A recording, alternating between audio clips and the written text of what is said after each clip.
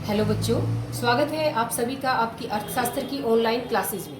आज मैं आप सभी के सामने उपस्थित हुई हूँ आपकी कक्षा 11 का चैप्टर लेकर। कक्षा 11 का ये चैप्टर हम पीछे करते आ रहे हैं, उसी चैप्टर को हम आगे बढ़ाएंगे।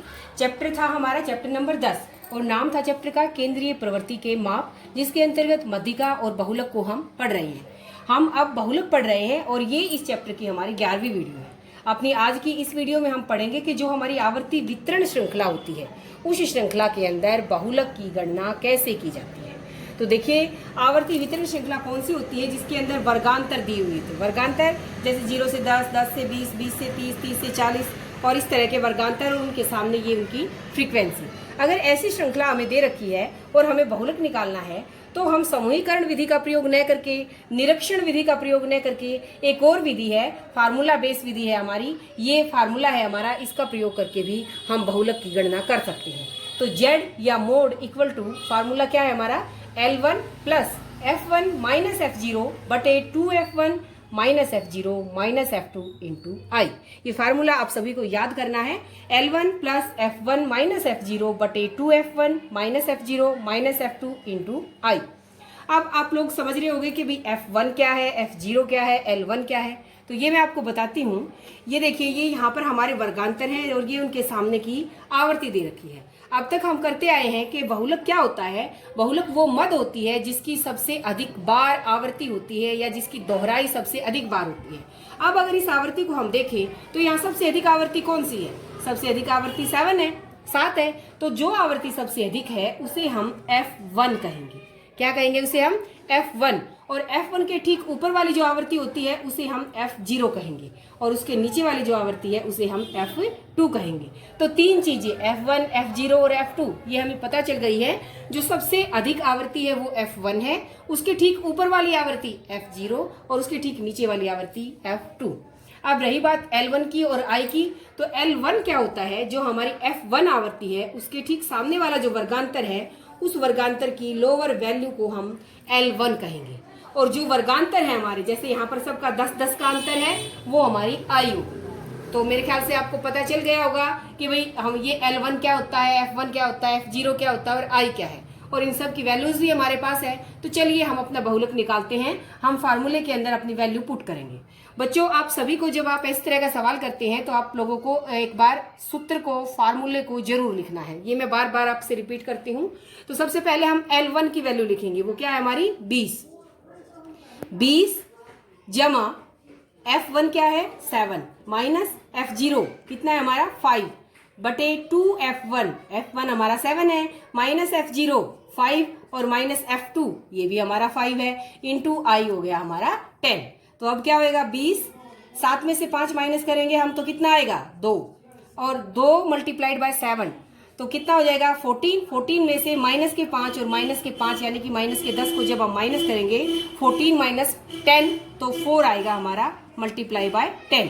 तो अब यहाँ पर हम कर सकते हैं 2 1 जार 2 2 जार 2 1 जार 2 5 जार, ये कट हो गया हमारा। और बिल्कुल आसान सा 20 प्लस यहाँ सब कट होने के बाद ये हमारा 5 आया, तो 25 हमारा आंसर आ गया, 25 हमारा Z आ गया, 25 हमारा मोड आ गया, बहुलक आ गया। तो 20 और 30 के बीच में जो 25 है, जिसकी आवर्ती सबसे अधिक है, ये हमारा क्या होगा, बहुलक होगा। तो ये बहुलक निकालने की कौन सी विधि है, जब हमारी श्रृंखला कैसी हो, आवर्ती वितरण टाइप की हो, और तब हमें फार्मूले का यूज करके अगर बहुलक निकालना है तो हम इस फार्मूले का प्रयोग करेंगे। तो ये तो बात हुई आवर्ती वितरण में बहुलक की गणना। अब एक और टाइप की आवर्ती वितरण देखते हैं हम। ये देखिए, नीचे मैंने एक और एग्जाम्पल लिया है। ये सभी वर्गांतर हैं और नीचे ये इनकी आवर्ती है, लेकिन ये जो हमारी आवर्ती वितरण श्रृंखला है ये कौन सी है, इसे हम कहेंगे असम्मिलित जो हमारी होती है, असम्मिलित। तो इसके अंदर क्या है 10 से 19, 20 से 29, यानी कि इसकी लोअर वैल्यू भी अपर वैल्यू भी दोनों इसी वर्गांतर में है, इसकी भी लोअर वैल्यू। अब अगले के अंदर हम अब तक क्या पढ़ते आए थे, 0 से 10 जो ऊपर वाली अपर है वही अगले की लोअर है, लेकिन ये हमारी ये क्या होती है, समावेशी श्रृंखला होती है। ये समावेशी श्रृंखला के अंदर तो हमने इजीली निकाल लिया, लेकिन हमारी श्रृंखला इस टाइप की हो जब, जिसे हम असम्मिलित श्रृंखला कहते हैं, तो उस श्रृंखला के अंदर हम कैसे अपने बहुलक की गणना करेंगे, तो उसको देखते हैं हम। सबसे पहले क्या करेंगे, हम अपने जो हमारे वर्गांतर दे रखे हैं, इन वर्गांतरों को बदलेंगे और बदलकर समावेशी श्रृंखला के रूप में बदलेंगे। तो बदलने का तरीका ये देखिए मैंने यहाँ पर किया है। बदलने का तरीका क्या है, ये 19 एक वर्ग की ऊपरी सीमा और अगले वर्ग की निचली सीमा 20, इनका अंतर कितना है 1 का। तो जो अंतर होता है एक वर्ग की ऊपरी सीमा और अगले वर्ग की निम्न सीमा के अंदर, उसका आधा, एक का अंतर, एक का आधा 0.5। तो 0.5 हर एक वर्ग की लोअर वैल्यू में से हम माइनस करेंगे और हर एक वर्ग की अपर वैल्यू में हम प्लस करेंगे। तो देखिए कैसे करेंगे, 10 में से 0.5 को माइनस करा 9.5, 19 के अंदर 0.5 को जोड़ा 19.5, ये इसकी वर्ग आवृत्ति। ऐसे ही अगले के अंदर इसमें से 0.5 को माइनस करेंगे 19.5 और अगले के अंदर प्लस कर देंगे 29.5। तो अब ये हमारे वर्गांतर बनेंगे, ये समावेशी श्रृंखला टाइप के वर्गांतर बनेंगे। अब इस तरह से हम आगे बढ़ सकते हैं 9.5 से लेकर 19.5, 19.5 यहाँ आ गया 29.5 और ये उनकी आवृत्ति। आगे हम वही यूज करेंगे, वही वाला हमारा फार्मूला। सबसे पहले आवृत्ति को देखेंगे। अब हम कौन सी आवृत्ति सबसे अधिक है, सबसे अधिक है 30। तो ये क्या हो गया हमारा F1। इसके ऊपर वाली आवृत्ति ये क्या होगी हमारी F0, नीचे वाली आवृत्ति F2 और जो F1 है उसके सामने वाली जो लोअर वैल्यू है वो है हमारा L1। तो अब हम क्या करेंगे, Z निकालेंगे। Z निकालने के लिए फार्मूले के अंदर वैल्यू पुट करेंगे। तो सबसे पहले हमने क्या किया, हमने असम्मिलित श्रृंखला को सम्मिलित श्रृंखला में चेंज किया और उसके बाद जो हमने पहले यूज किया था वही हमारा Z का मोड का फार्मूला यूज किया। तो चलिए आंसर निकालते हैं।